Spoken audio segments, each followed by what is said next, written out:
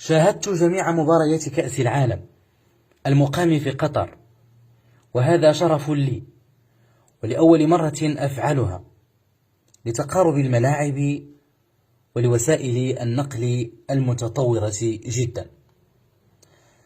أشكر قطر على هذا التنظيم الخيالي وعلى حسن حفاوة أهل قطر لجميع المتفرجين. ستبقى نسخة في الذكرى. توصلت برسائل عديدة تدعوني أن أبدي رأيي في حكم مباراة فرنسا والمغرب. في الحقيقة تابعت جميع مباريات منتخب الأسود، كانوا شرساء في الميدان يلعبون بكل ثقة وحماس. كنت أنتظر فوزهم، لكن الذي حصل يمكن أن يقع في أي مباراة من كرة القدم، والأخطاء التحكيمية جزء من اللعبة، وهذا لا يعني أن الحكم سيأخذ تنقيطا جيدا.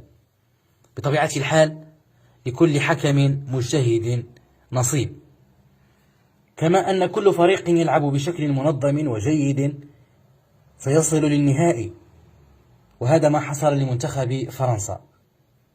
استغلوا خطأين فرديين وسجلوا هدفين على المغرب. الكل كان قد رآني حزينا إثرها، لأن المنتخب المغربي يلعب كرة جيدة كذلك. أما بخصوص حضور رئيس فرنسا قبل النهائي وهل له دخل في الفوز؟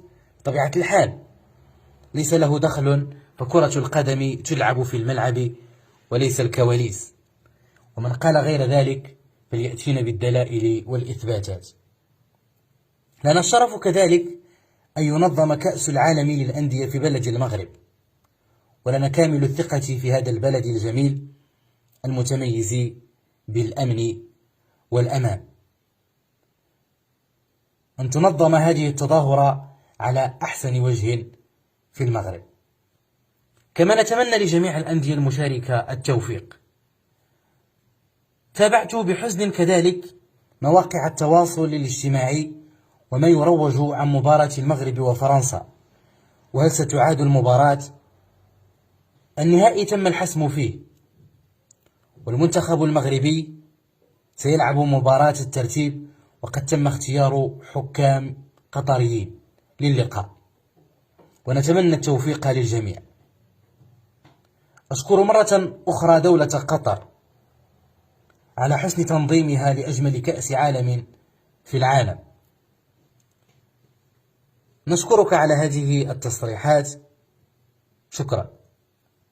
إننا إذ نقدم هذا المحتوى نعلن لمشاهدينا الأوفياء أن الحوار المكتوب والمسموع لا يمثل ما دار بين شخصيات اللقاء.